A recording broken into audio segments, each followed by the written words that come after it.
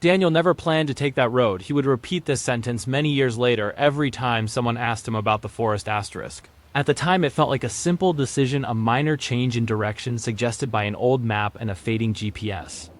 Signal asterisk Daniel was a travel researcher working independently, documenting forgotten routes in isolated communities across the United States asterisk. He was not chasing danger nor urban legends. He focused on realism on roads that no longer appeared on modern maps in towns that seemed to exist only in old records asterisk. That week, his destination was a remote mountainous area in the northwestern part of the country, a region known for dense forests, sudden weather changes, and long stretches of uninhabited land. The day had started normally. Clear skies, quiet roads, and a sense of calm that made the journey feel routine asterisk. As afternoon faded, the clouds gathered slowly, thick and heavy, turning the sky into a dull gray ceiling.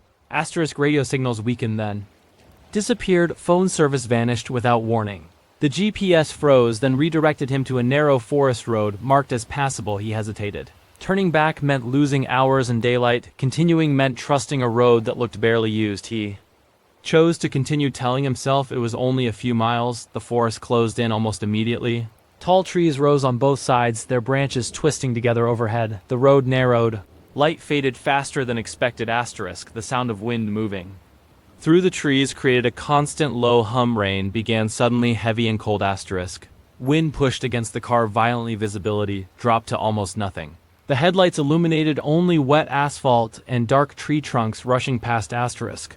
Then the engine stuttered once, twice, and died. Daniel tried restarting it repeatedly asterisk. The car responded with silence, no signal, no radio, no movement. He sat there, gripping the steering wheel, listening to rain strike the roof and wind shake the surrounding trees. Minutes stretched into an hour. Cold seeped into his hands and legs asterisk. His breath fogged the windows. Staying inside felt dangerous. He grabbed his flashlight and stepped out of the car asterisk. The cold air hit him instantly asterisk. The forest felt different. Outside the vehicle, heavier, closer sounds seemed amplified yet directionless. He moved away from the road, searching for fallen branches, anything dry enough to burn asterisk. The ground was muddy and uneven asterisk. His boots sank with every step asterisk. Branches scratched his arms and face. Then he noticed a shape ahead, a darker silhouette against the forest. As he approached, the outline became clearer. A small wooden cabin, old, weathered, almost swallowed by trees and moss. The roof sagged asterisk. The walls were darkened by age and moisture. The door stood slightly open. An unease settled deep in his chest asterisk. A feeling he could not explain, but the cold pushed him forward. He reached the doorway and slowly pushed it open asterisk. The inside was darker than the forest asterisk. His flashlight beam cut through dust and shadows. He called out, asking if anyone was there. His voice sounded weak, swallowed by the space. No response. He called again, louder. Still nothing. As he turned to leave, he heard it, a sound low and broken, like someone crying.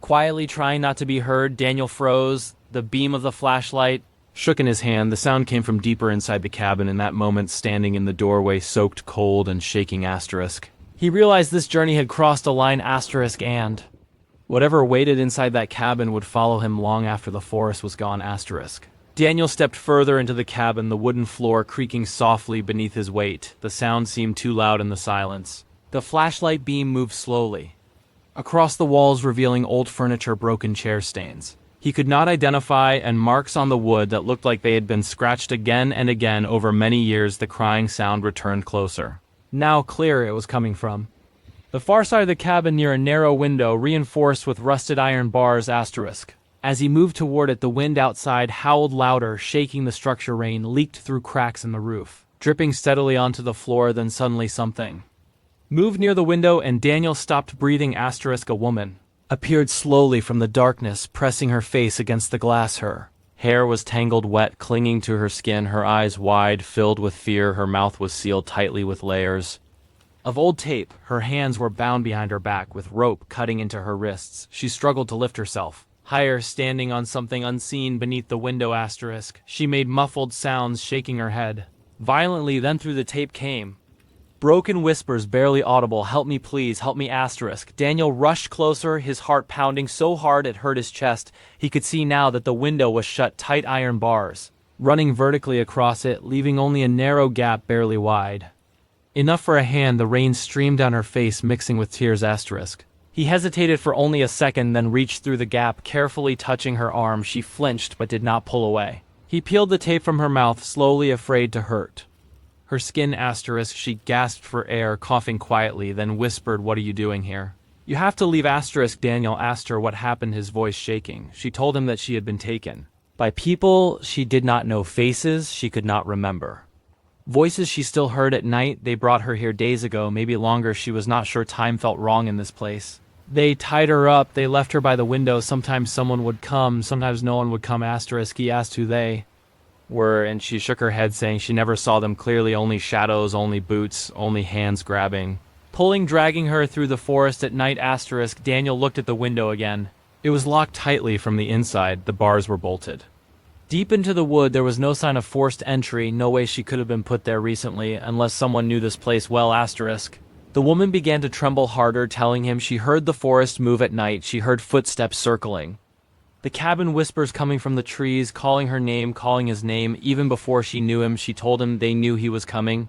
Daniel stepped back, suddenly a cold wave passing through his body. He did not know what to do. His car was dead. The storm was growing worse. The forest outside felt alive, watching, listening. Behind him, the cabin creaked again, and somewhere deeper inside, a slow, heavy sound echoed like someone shifting their weight on the floor. The woman's eyes widened in terror as she whispered, "They are here." And Daniel understood that leaving now might already be too late. Fear took hold of Daniel so suddenly that his thoughts scattered. He stood frozen for a brief moment, unable to decide whether to stay or run. The woman's voice followed him, weak and desperate, begging him not to leave her there. Her words cut through the storm and echoed inside his head. He tried to force the cabin door open, believing there might be another way inside. Something he had missed, but the door would not move. It felt sealed from within, as if the cabin itself was resisting him. The handle did not budge. The wood did not crack. It was as though the structure was holding its breath. Panic surged through him. Every instinct told him to get away, to return to the car, to find light, safety, something familiar. The woman cried out again, louder, "Now please, do not leave me. Please help me. They will come back." Daniel turned away from the window, his chest tight, his legs heavy as he began moving faster, then running through the mud, slipping, nearly falling. The rain blinded him. The forest roared around him. Branches clawed at his clothes as if trying to pull him back. Behind him, he could still hear her voice fading, begging, calling his name over and over until it blended with the wind. When he reached the road, his car waited in the darkness, silent and useless. He fumbled with the door, opened it, and collapsed into the seat. Soaked, shaking, breathless, he tried the ignition again and again, whispering for it to start. His hands trembling so badly he could barely turn the key. Nothing. The begging stopped. The sudden silence was worse than the crying. Daniel sat there, staring at the windshield, his heart pounding so loudly he was sure something out there could hear it. Then he noticed something that made his blood turn cold. Handprints. Pressed slowly against the fogging glass from the outside. Not the woman's hands. They were larger, wider, too many. And from somewhere deep in the forest, a voice began to whisper his name, not loud, not angry, but calm, patient, as if it had always known he would be there. When Daniel reached the car and slammed the door shut, his body shook uncontrollably. His breath came in short, painful bursts, and his fingers ached from the cold and fear. He rested his forehead against the steering wheel, trying to calm himself, telling himself that leaving her there would haunt him forever. Images filled his mind. The woman at the window, her eyes wide, her voice breaking as she begged him not to go. The way she knew his name, the way she looked, not surprised to see him, but relieved, as if she had been waiting for him specifically. He whispered to himself that he could not abandon her, that whatever danger waited in the forest, he would rather face it than live knowing he had run away. Daniel straightened up, wiped the fog from the windshield, and grabbed the flashlight again, his hands still trembling, but his resolve firm. He opened the door and stepped back into the storm. The forest greeted him with the same oppressive weight, but now it felt different. Closer, more aware, as if it sensed his decision. The wind shifted suddenly, carrying faint sounds that almost resembled breathing. He moved quickly, following his own footprints back toward the cabin. His boots splashed through mud, his heart hammered louder with every step. He half expected to feel hands grab him from behind, but nothing touched him. As the cabin came into view, the light from his flashlight caught the window again. The woman was still there, still bound, still waiting. Her face lit up with fragile hope when she saw him return. Tears streamed down her cheeks. She whispered, thank you, thank you. I thought you left me asterisk. Daniel approached, slowly raising his hands to show he meant no harm. He told her he was back and that he would find a way to help her out. He examined the window closely, now noticing deep scratches in the wood around the bars, marks that looked old, layered over each other like failed attempts asterisk. He tried pulling at the bars, but they did not move, not even slightly. The bolts were thick, rusted, and buried. Deep into the frame asterisk, the woman's voice trembled as she told him they did that on purpose. They made sure no one could get her out. They wanted her to be seen, but not saved asterisk. Daniel asked her who they were, and again she shook her head, but this time her eyes shifted toward the trees. Behind him her breathing quickened, and she whispered, they are listening asterisk A.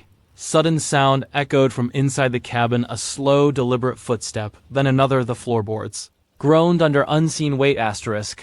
The woman stiffened her body, tensing as she whispered, they do not like it when someone comes back asterisk. Daniel felt the cold crawl up his spine, but he stayed where he was shining. The light toward the door, his heart racing as the sound inside moved closer. He had returned to help her, but now he realized the forest had allowed him to leave only to watch him choose to come back asterisk, and whatever lived in that cabin knew his decision had been made. Asterisk, as Daniel stood there frozen between the window and the trees, something caught his attention beyond. The cabin deeper in the forest, a faint glow, barely visible through the rain and branches at first, he thought. It was lightning reflecting off wet leaves, but the light did not vanish, it moved slowly, deliberately weaving between the trees asterisk, his breath caught in his throat as he realized the light was coming closer, moving in the direction of the cabin. Not flickering wildly like fire, but steady, controlled as if someone was carrying a lantern or a flashlight low to the ground asterisk. The woman saw it. Too, her eyes widened and her face drained of color. She shook her head, violently struggling against the ropes, and whispered, no, no, please not again, they are coming asterisk.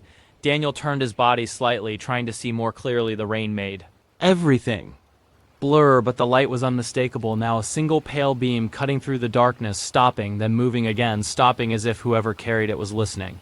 Asterisk, the forest around them seemed to respond. Branches creaked, leaves rustled, even the wind shifted its direction, guiding the sound toward the cabin.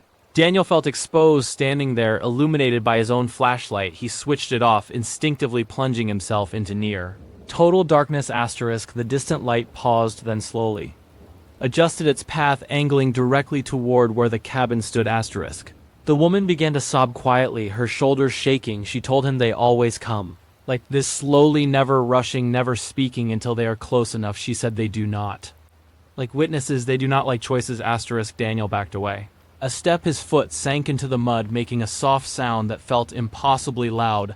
The light in the forest stopped instantly, as if it had heard him asterisk. Seconds passed, stretched thin until his chest hurt asterisk. Then the light moved again, faster now, no longer hiding its path. The beam split briefly, revealing a second glow behind it, then a third, all of them approaching from different angles surrounding the cabin. Asterisk, Daniel understood then that the car, the storm, the broken road, none of it had been an accident. The forest had guided him here, tested him, watched him leave and return asterisk. The woman whispered with what little strength she had left, if you stay, they will not let you go. If you run, they will follow. The lights grew closer, illuminating tree trunks, wet bark, iron bars, and finally the edges of the cabin walls. Daniel stood there in the darkness, knowing that in the next moments he would have to choose again, and that this time the choice would change everything. Daniel reacted on instinct more than thought. His body moved before his mind could fully grasp what was happening. He slipped away from the window, slowly lowering himself behind a cluster of thick bushes near the side of the cabin, pressing his back against the wet earth, barely daring to breathe. His heart was pounding so violently he was afraid the sound alone would give him away. From where he hid, he could see the edge of the cabin and the narrow path leading toward it. The rain soft their footsteps, but the light grew stronger, closer, until it washed over the cabin walls, revealing every crack, every scar in the wood. Figures emerged from the darkness. They were men, both wearing dark, heavy clothing, raincoats, pulled tight hoods low over their faces. Each carried a weapon, long and metallic, held with calm familiarity, not raised, not rushed, as if they had done this many times before. They stopped a few steps from the cabin, standing silently for several seconds, just listening. One of them slowly swept the light across the ground, pausing where Daniel's footprints had not yet been erased by the rain. Daniel felt his stomach twist, his muscles locked. He forced himself not to move, not even to blink. The second man turned his Head slightly toward the window, his posture relaxed, almost bored, as if he already knew what he would find there.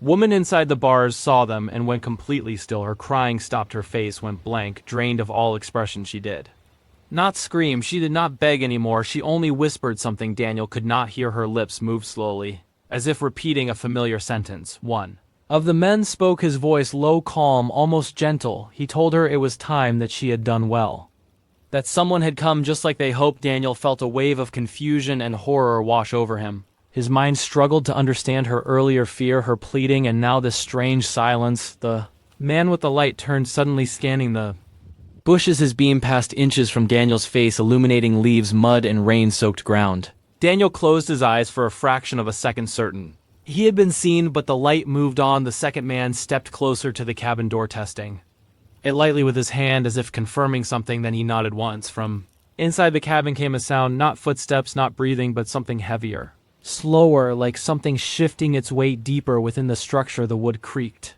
In response, the men did not react with surprise. They waited. Daniel realized then with sick certainty that the woman was not just a victim, not just bait, but part of a process, something designed to draw people like him, people who would come back. The first man spoke again this time. His voice carried farther into the forest.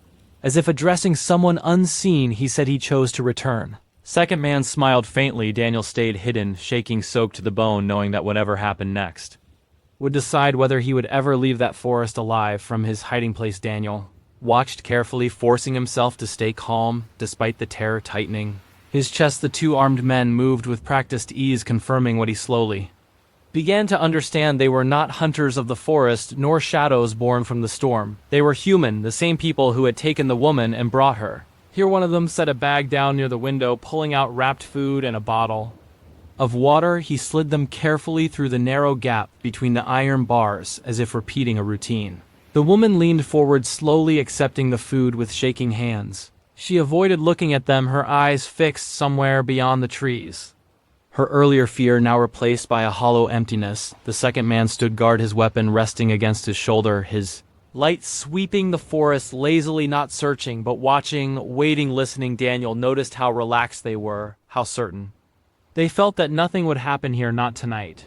They spoke quietly to each other, their voices low and controlled, mentioning time and distance and weather. One of them laughed softly, saying the storm would erase tracks by morning. The other replied that no one ever found this place unless they were meant to. Daniel clenched his fists in the mud, fighting the urge to rush forward. Every instinct screamed at him to act, but his mind held him back, reminding him of the weapons, the darkness, the isolation. One wrong move would mean death for both him and the woman. Asterisk, asterisk. So he waited. Asterisk. The minutes stretched painfully. Long rain soaked through his clothes. His muscles ached from holding still, but he did not move. His eyes never left the men or the cabin. He memorized every step, every habit, every moment of carelessness. Asterisk. Eventually, one of the men checked his watch and nodded. They spoke one final sentence Daniel could not hear, then turned away, disappearing back into the forest. The lights faded, slowly swallowed by trees and rain, until the cabin was once again surrounded by darkness. Daniel waited longer, 10 minutes, 20,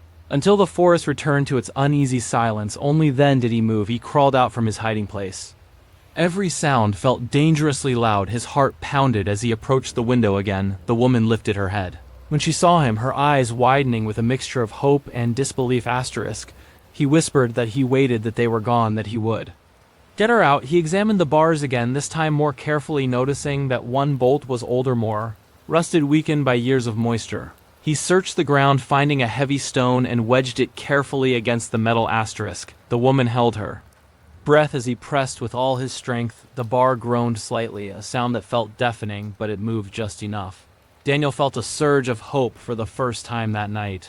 But somewhere deep in the forest, a branch snapped slowly, deliberately. Asterisk. And Daniel knew they might not be as far away as he hoped. Asterisk. From the edge of the forest, the two men slowed their steps. The rain had softened but not erased everything. One of them lowered his light and crouched near the ground. His beam traced a line in the mud boots, prints fresh, overlapping, not theirs, leading toward the cabin, then away, then back again. Asterisk. He did not speak at first. He only raised his hand, signaling the other to stop. The second man followed his gaze, and his posture changed instantly. The calm ease vanished, replaced by focus, alertness. Asterisk. There is someone else here. The words were whispered but heavy. They moved differently now, spreading out, separating just enough to cover more ground. The lights stayed low, angled toward the earth, sweeping slowly, deliberately following the trail that the storm had failed to wash away. Back at the cabin, Daniel felt it before he heard it, a shift in the air, a pressure that crawled up his spine. The woman's eyes locked onto his face and she began to shake violently. She whispered, "They saw you, they always see."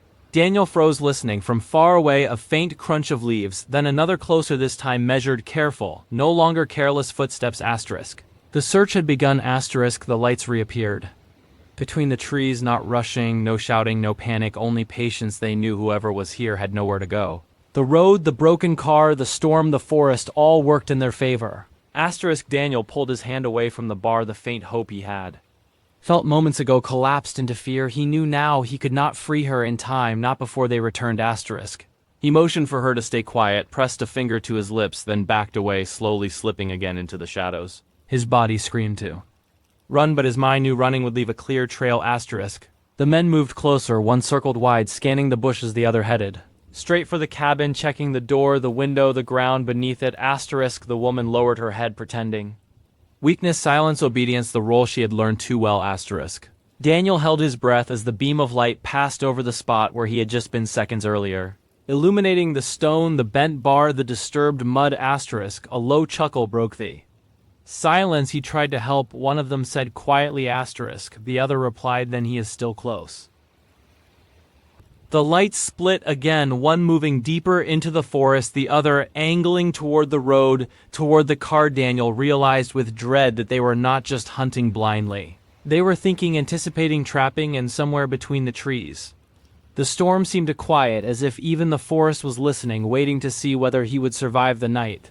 The two men moved toward the road, following the faint marks. Where the mud had been disturbed, the rain had softened the edges, but not erased the direction. Their lights swept low and steady until the dark outline of a vehicle emerged between the trees. Daniel's car sat alone, silent, soaked its windows, fogged its body, splattered with mud like a stranded animal. One of the men circled it slowly, his light tracing the doors, the tires, the hood. He stopped near the driver's side window and leaned in, wiping away the moisture with his sleeve. "Someone is close," he said quietly. The second man checked the trunk, then the ground around the tires, crouching to examine the footprints leading away from the car back toward the forest and toward the cabin. He did not look surprised, only certain he came back. He said, just like the others. They stood there for a moment, listening. The rain had slowed now, falling heavier in drops that felt deliberate. The forest around the road seemed unnaturally still.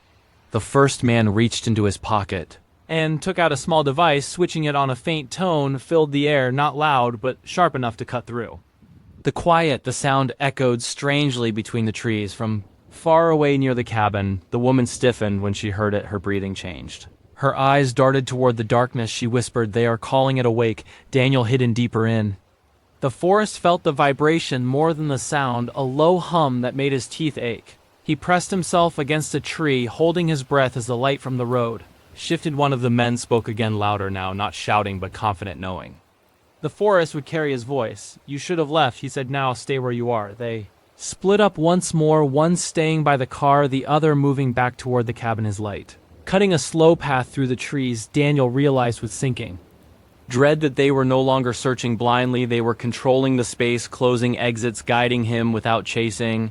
The forest no longer felt like cover, felt like a corridor. Somewhere nearby, a branch bent slowly without breaking something large, moving carefully through the undergrowth. The sound was heavy, patient. Daniel understood then that the men were not afraid of whatever lived in this place. They worked with it, and the night was far from over. Daniel pressed himself tighter against the wet trunk of a large pine, his body trembling not only from cold but from fear that had settled deep into his bones. He could see them now clearly through the gaps in the undergrowth, the two men moving steadily back toward the cabin, one carrying a small bag, the other swinging his light slowly side to side as if scanning for signs of life. The woman inside the window stirred slightly as they approached. Daniel caught her eye for a brief instant and saw the same silent plea he had felt earlier, her lips moving faintly with words he could not hear. He swallowed hard, forcing himself to breathe quietly. The forest around him was still now, even the storm seemed to hold its breath, listening to his heartbeat pounding in his ears. He realized waiting any longer meant certain capture, or worse. Carefully, He shifted his weight and moved along the shadows sticking to the thicker trees. The ground was slippery mud sucking at his boots with every step. Every snapped twig felt like a gunshot in the silence. The two men reached the cabin door again. One stopped to slide the bag. Through the narrow gap, the other stepped back to watch the forest. They did not notice Daniel moving slowly away, blending with the darkness. His pulse raced as he calculated. The path to the edge of the forest, the road where the car waited miles away through mud and rain and fear. He knew it would not be easy, but staying here was no longer an option. Branches scraped his face, his coat soaked water dripping down his neck. The woman's muffled cries from the cabin haunted him with every step. A flash of movement from the corner of his eye made him freeze. He saw one of the men turning suddenly, as if sensing something. He held perfectly still, waiting for the beam of light to pass by. When it finally moved away, Daniel exhaled slowly and continued his crawl through the mud and fallen leaves toward the thicker shadows that might give him a chance to escape unnoticed. Every step was calculated, careful, deliberate. He forced himself to stay low, watching the forest around him, imagining the slightest movement could betray him, and as the lights from the cabin faded into the distance, he felt the first real hope of escape in hours.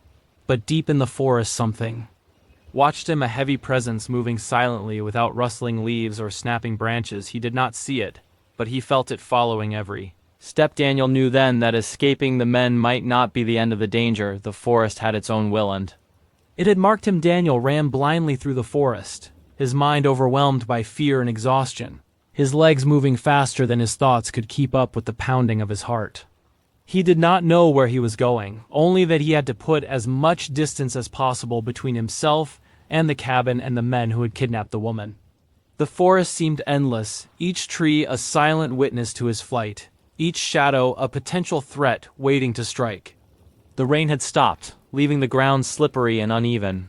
Puddles reflected the pale light of the rising sun, and the mist clung to the trees like a veil, giving the forest an eerie quiet he could barely trust.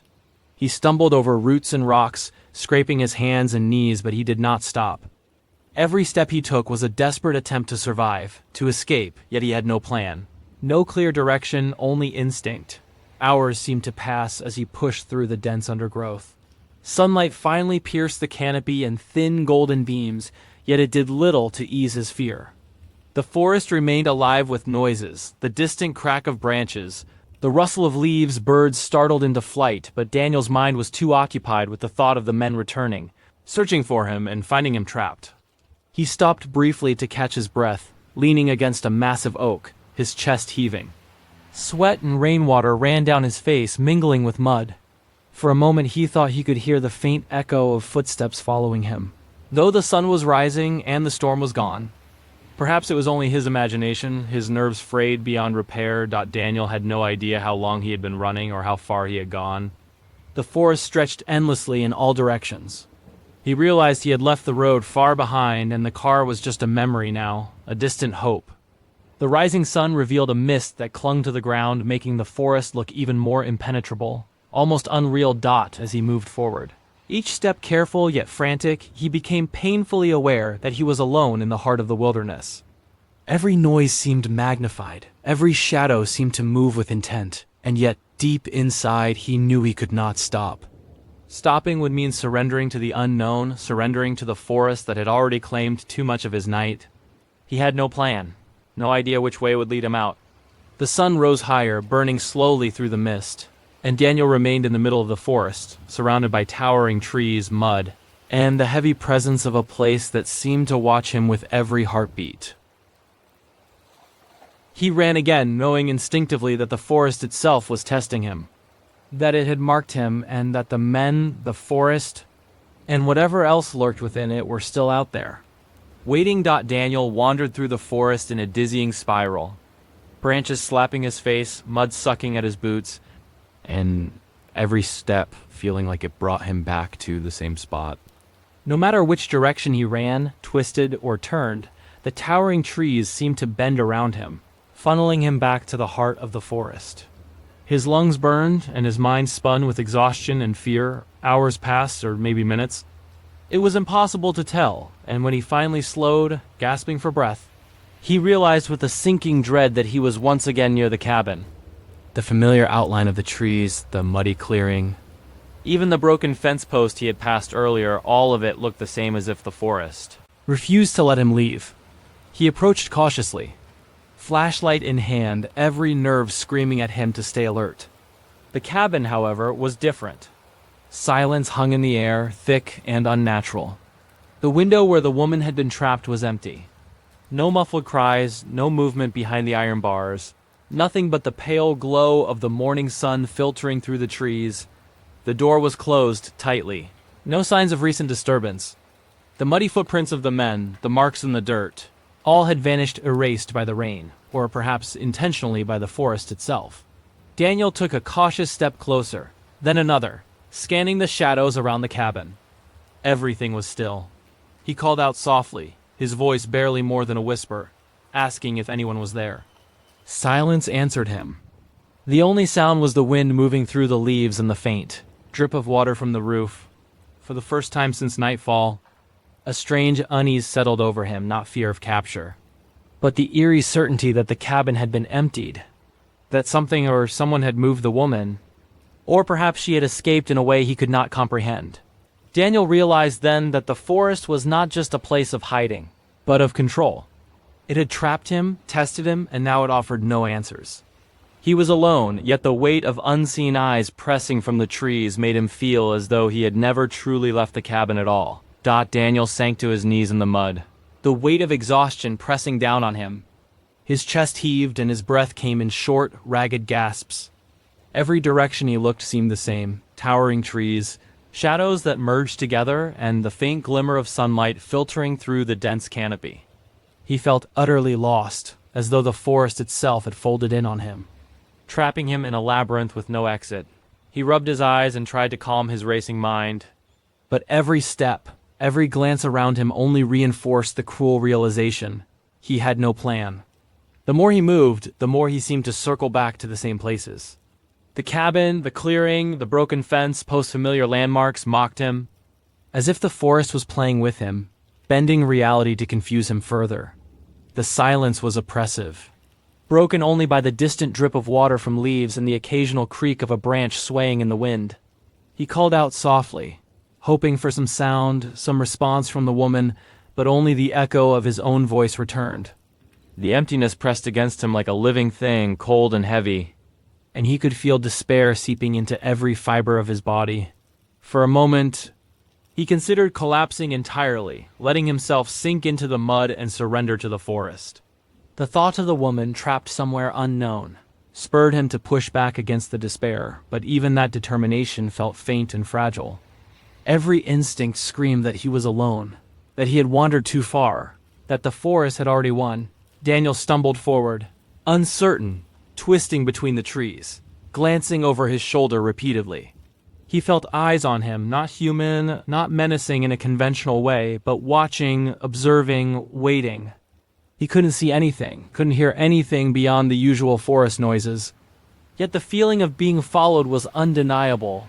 The forest was a maze, endless and unyielding, and Daniel felt the hopelessness of his situation settling deep into his bones. Every step forward felt meaningless, every turn indistinguishable from the last.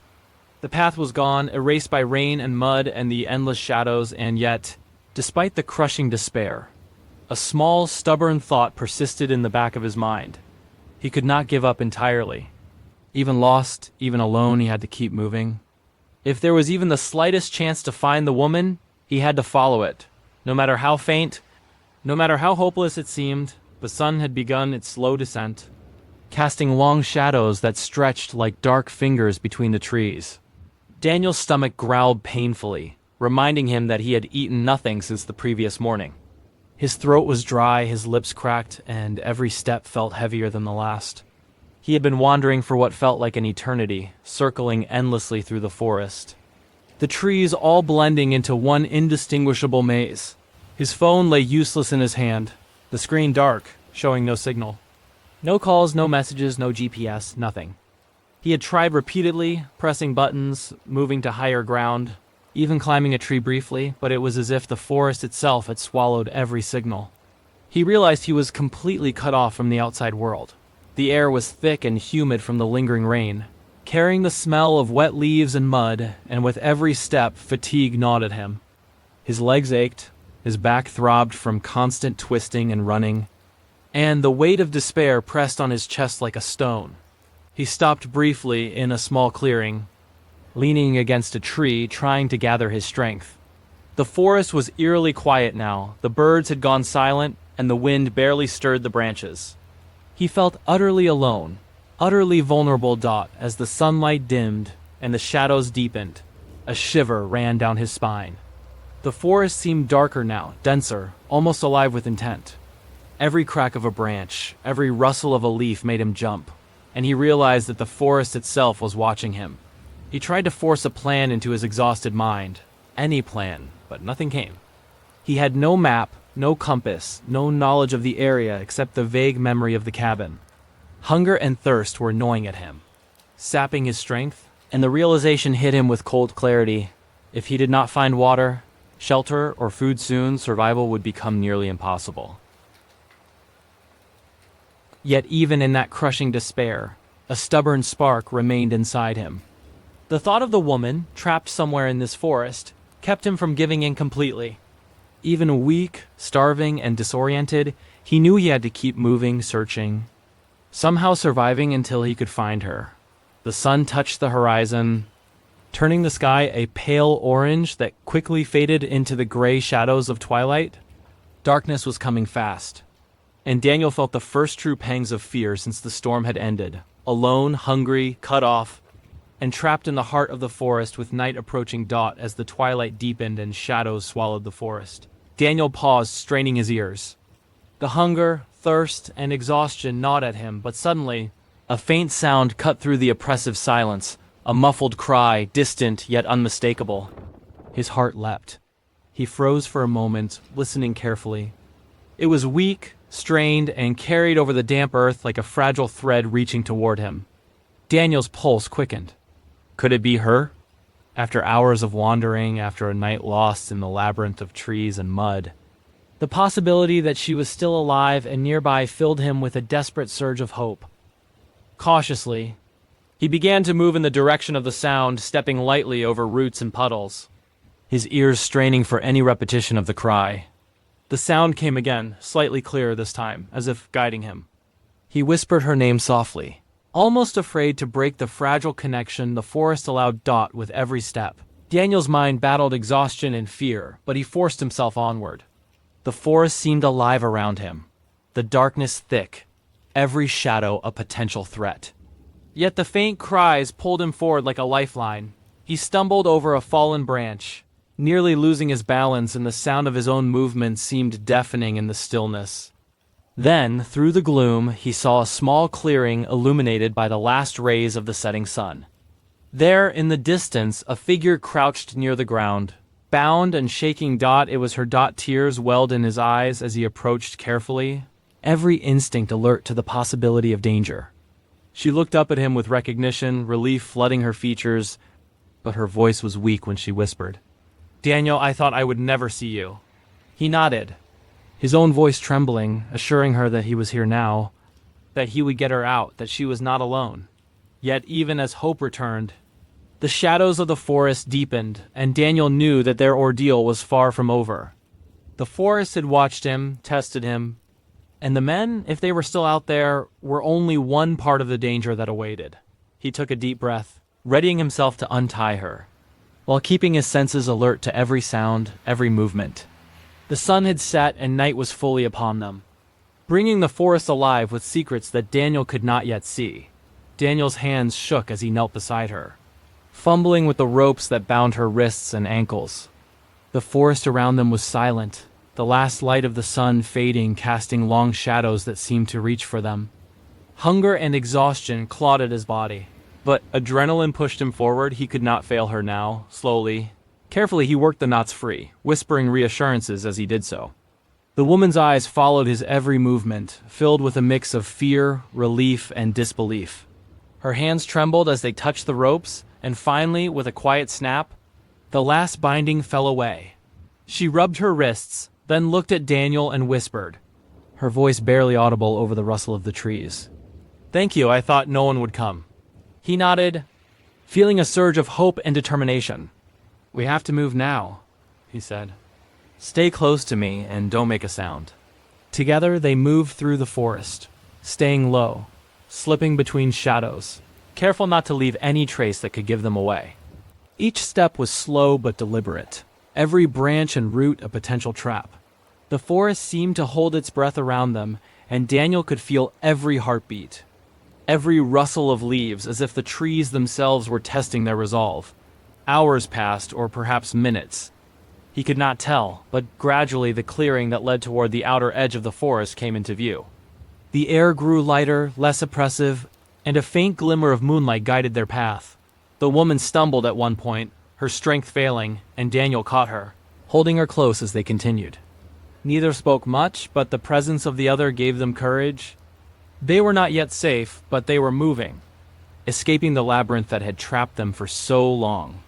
Finally, after what felt like an eternity, they reached a part of the forest where the trees thinned, and the sound of running water reached their ears, perhaps a stream that could guide them further toward safety.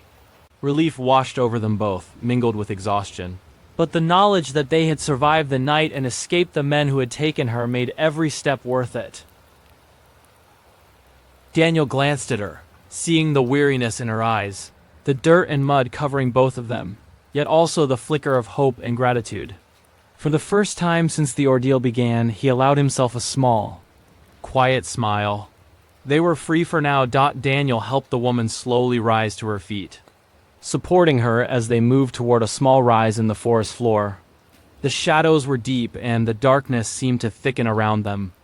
But the idea of reaching higher ground gave them a sliver of hope, a vantage point to see where the forest opened.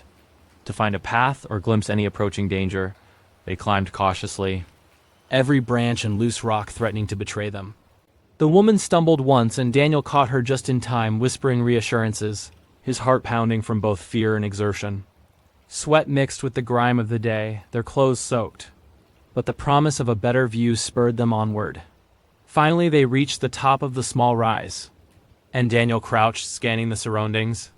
From this height, the forest stretched endlessly, but he could make out a faint break in the trees far in the distance, a clearing, perhaps leading to a road or stream. He pointed toward it, and the woman nodded, her eyes reflecting the dim moonlight and a cautious hope. But even from this vantage, Daniel noticed movement in the shadows below, a rustle of leaves, a flash of something dark. He held his hand up, signaling her to stay silent. Their pursuers could be anywhere, and the forest seemed to amplify every sound, every whisper of wind. As if alerting the unseen watchers to their presence, they crouched there for long minutes, listening, watching, waiting. The forest was alive with subtle noises, distant snapping of branches, the soft rush of water, the occasional hoot of an owl. Each sound could be natural, or it could be them. Daniel realized that rushing now would be foolish. They needed a plan, patience, and careful observation. Slowly he traced with his eyes the faint break in the trees again, memorizing its shape, estimating the safest path downward. The woman leaned close, whispering her thanks, her trust in him fragile but complete. The forest stretched dark and endless around them. But for the first time that night, they had a direction, a path, however uncertain, that might lead them out. The rise gave them more than just a view. It gave them a moment to breathe, to gather strength, to prepare for the next step of their escape. Daniel tightened his grip on her hand. They would move at first light, when the shadows were less deceptive and the forest a little more forgiving. Until then, they would stay crouched on the rise, hearts pounding, listening to the forest, waiting for the courage to descend. As Daniel and the woman began descending carefully from the rise, the dim light of dawn filtering through the trees, a sudden movement caught their attention. Between the trunks and undergrowth, a figure emerged, walking slowly but steadily toward them. Daniel froze, instinctively stepping in front of her to shield her, his eyes narrowing to assess the newcomer. The man was tall and rugged, wearing clothing that suggested he knew the forest well, boots caked with mud, a jacket that blended into the foliage. He carried a small pack on his back, and in his hand was a walking stick that looked more like a tool for survival than a weapon. Daniel whispered sharply to the woman, urging her to stay behind him. Her eyes were wide with fear, and her hands gripped his arm tightly. The man stopped a few meters away, raising his hands slightly in a gesture of peace. "Easy," he said in a low, calm voice. "I don't want to hurt you." "Are you too lost?" Daniel studied him carefully, weighing the possibility. Could he trust this stranger in the middle of a forest that had tested him so harshly? But the desperation, the hunger, and the need for guidance pressed him to make a choice. "Yes, we're trying to get out," Daniel said cautiously, keeping his voice low. "We've been trapped here all night." The stranger nodded slowly, glancing around at the dense trees. "It's dangerous at night. You're lucky to have made it this far. There's a path not far from here that leads to a road. I can guide you, but you need to move quickly before it gets too bright and the forest hides the dangers again." Daniel glanced at the woman, who nodded weakly but gratefully. Her trust in him was complete, and now, with this unexpected guide, a fragile hope flickered in his chest. Cautiously, the three of them began moving through the undergrowth, the stranger taking the lead. Every step was careful, silent, as though the forest itself was watching, judging, waiting to see if they deserved the chance to leave. The light grew slowly, illuminating the wet leaves and mud beneath their feet. Daniel felt a mixture of relief and tension. The stranger seemed trustworthy, but the forest had taught him that appearances could be deceiving. Yet for the first time in hours, he allowed himself to hope that they might truly escape the nightmare of the previous night. And still, as they moved deeper, Daniel kept his senses alert, every shadow, every rustle of leaves reminding him that danger might still be close. After moving cautiously through the dense undergrowth, Daniel, the woman, and the stranger finally spotted a faint opening ahead. The trees thinned, and the ground leveled out, revealing a narrow dirt path that wound through the forest. Relief washed over Daniel like a wave he had been waiting for since the night began. "This way," the stranger whispered, leading them onto the path. The forest behind them seemed to recede slightly, the oppressive shadows and twisting trees giving way to a more open area. Every step forward felt lighter, as if the weight of the past night was slowly lifting. Daniel glanced at the woman, whose face reflected exhaustion but also hope. She stumbled slightly, and he caught her arm, guiding her along the path. The stranger stayed ahead, scanning the surroundings, his presence reassuring yet still mysterious. The path gradually opened onto a wider clearing. And then, in the distance, the faint glimmer of the road appeared. A rush of relief surged through Daniel's chest. They had made it out of the maze of trees, the endless mud, and the shadows that had haunted them. For the first time in hours, Daniel allowed himself a deep, steady breath. The woman's hand squeezed his, a silent acknowledgement of their survival and the ordeal they had endured together. The forest, still dark and silent behind them, seemed almost to release them, its oppressive presence fading with every step toward the road. Daniel knew they were not completely safe yet, but the road represented hope, escape, and the possibility of returning to the world beyond the forest's grasp. As they reached the edge of the clearing, Daniel's heart swelled with cautious optimism. They had survived the night, navigated the forest, and now stood on the threshold of safety. The stranger turned to them, giving a small nod, signaling that their journey through the forest's darkest reaches was finally coming to an end. Daniel looked at the road ahead, the fading sunlight glinting off its surface, and whispered a quiet promise to himself. They would get through this, and neither the forest nor the men who had caused them terror would define the rest of their lives. They stepped onto the road together, weary but free, leaving behind the shadows, the mud, and the nightmarish maze of the forest. As Daniel, the woman, and the stranger reached the road, relief washed over them, but the faint hope of escape was quickly tempered by a new problem. The woman's eyes widened as she looked toward the vehicle they had spotted from the forest's edge. The car wouldn't start, its engine silent, stubbornly refusing to turn over. Daniel's heart sank. Hours of running, nights in the mud and rain, and now a car that might leave them stranded again. He glanced at the stranger, whose calm demeanor had been a steadying force throughout the ordeal. "Don't worry," the stranger said with a small, reassuring smile. "I can handle this." He knelt beside the car, opening the hood and examining the engine with practiced precision. Sparks of hope flickered in Daniel's chest as he watched the stranger work, hands moving confidently over the wires and components. Minutes stretched into what felt like an eternity, but finally the engine roared to life. The vibration and sound were a lifeline to Daniel's frayed nerves. Relief flooded him, and he helped the woman into the passenger seat, making sure she was safe and secure. "Are you okay?" he asked her softly. She nodded, exhaustion and gratitude mingling in her expression. Daniel climbed in behind the wheel, and, with the stranger giving directions and guidance, they navigated carefully out of the forest. The dirt road gave way to a wider path, then to the main road. The first signs of civilization they had seen since the nightmare began as the car moved steadily toward the nearest town. Daniel called the police, explaining everything: the kidnapping, the forest, the men who had taken her, and the long, terrifying night they had endured. The operator listened carefully, assuring him that help was on the way. The stranger in the back seat remained quiet, his eyes scanning the passing trees, but the tension in his posture eased slightly now that they were leaving the forest behind. Finally, as streetlights appeared in the distance and the first signs of safety emerged, Daniel exhaled deeply. The woman reached out, taking his hand briefly. A silent thank you for his courage and determination. They had survived the forest, escaped the men who had threatened them, and finally, with the car moving steadily toward help, they were free. The nightmare of the past night was behind them, and the promise of safety, warmth, and recovery lay ahead.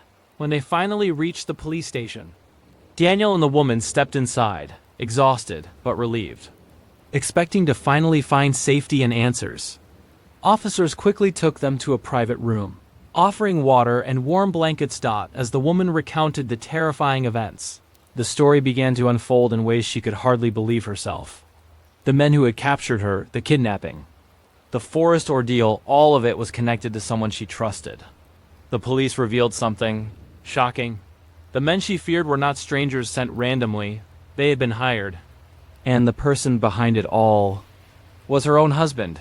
He had orchestrated the entire scheme, using the strangers to abduct her and intimidate her, forcing her to sign over the inheritance she had received from her late father. The realization hit her like a physical blow. Her own husband had betrayed her, motivated by greed and the desire to control her family fortune. Daniel's anger and disbelief were immediate, but he stayed calm, supporting her as she tried to absorb the shocking truth. "He used you," Daniel said quietly, "but you survived. You're safe now." The police began taking statements, gathering evidence, and assuring them that the husband and the hired men would be apprehended. The forest ordeal, the nightmarish escape, the hours of fear and exhaustion, all of it had brought her to this point, where justice could finally be sought. The woman looked at Daniel, tears in her eyes, a mixture of gratitude, relief, and sorrow. "I don't know how to thank you," she whispered. Daniel gave a small, reassuring smile. "You survived. That's enough. The rest is in their hands now." As the officers began contacting the necessary authorities, Daniel realized that the nightmarish forest, the fear, and the darkness were behind them. What lay ahead would be a long path to recovery. But for the first time, there was hope, truth, and justice waiting on the other side. The ordeal had tested courage, trust, and survival, but ultimately, it revealed the resilience of the human spirit, and the strength of those who refused to be defeated even in the darkest forests of fear and betrayal. After the long night in the forest, the terrifying chase, and the desperate escape, Daniel and the woman finally found themselves safe within the walls of the police station. The forest, with its shadows, mud, and endless trees, was behind them. The nightmare that had tested every ounce of their courage had come to an end. The shocking truth about her husband's betrayal only made their survival more profound. She had endured fear, isolation, and danger, yet she emerged alive, unharmed, and stronger than ever. Daniel's bravery had been a lifeline, guiding her through the darkness and reminding her that even in the most hopeless situations, there is a chance to survive. As the police began taking action against the husband and the hired men, the woman felt a mixture of relief, gratitude, and a renewed sense of freedom. She could finally reclaim her life and her inheritance without fear. Daniel watched her, knowing that their ordeal had forged a bond of trust and resilience. The forest had tried to break them. The night had tried to swallow them. And the darkness had seemed endless, but they had prevailed, For Daniel, the night's horrors were a reminder of the fragility of safety and the strength of courage. For her, it was a lesson in resilience, the power of hope, and the revelation that even in betrayal, there are allies who will fight to bring you back to safety. And as the sun rose outside the station, casting light on a new day, the shadows of fear and danger finally receded. They had survived. Justice would follow. And life, once again, offered the possibility of peace. The forest would remain a memory, a haunting. Harrowing memory, but one that proved that survival, courage, and truth can overcome even the darkest night. I should have known the delivery job was a bad gig when the guy hired me without looking past my name on my resume. He squinted at the paper and said, "You're hired, Dino." He pronounced it Dino. "It's actually Dino," I told him. Like dinosaur. He glared at me. Rough-looking Italian type, who probably kept a baseball bat under the counter and would pull it out if annoyed by mouthy teens. Squinted hard at my shirt, which was wrinkled and said peak mediocrity. He grunted. Honesty. I like that. Thanks. Are you good at following rules?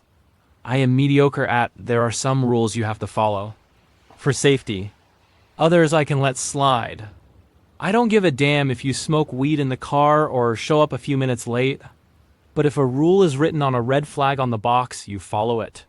I hadn't even committed to accepting the job yet. Also felt a bit called out at his weed in the car and few minutes late comments, though I guess the peak mediocrity shirt did give a certain vibe. Before I could ask him about wages or hours or these red flag rules, he grabbed a pizza off the counter, put it in my hands, and pointed to a set of keys on the wall telling me to take the delivery car. The address was only a few blocks away. The red note on the pizza box said, "Close your eyes when you reach the address. Put the pizza inside on the table.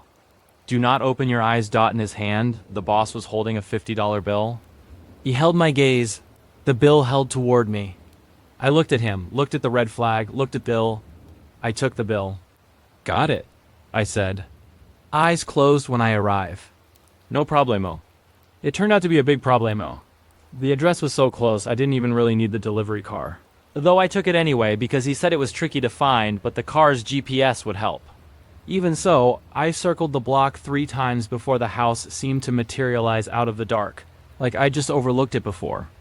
It wasn't big, just a small place tucked in the middle of an urban center, like it should have been bulldozed and replaced by high-rises ages ago, but the owners never sold.